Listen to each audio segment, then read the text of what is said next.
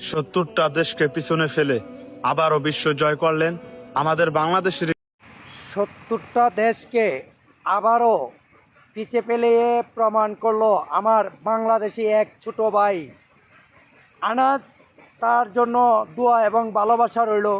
কিন্তু অনেকেই অনেকেই অনেক ভালো কিছু করলে অনেকের গায়ে সহ্য হয় না। এটা হচ্ছে আমাদের বাংলাদেশের রীতি বা এবং আমাদের বাংলাদেশের মানুষের পরিবেশ।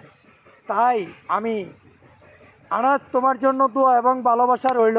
তুমি আরও দূরে এগিয়ে যাও। তুমি একজন কোরআনের পাখি, তুমি আমাদের বাংলাদেশের গর্ব।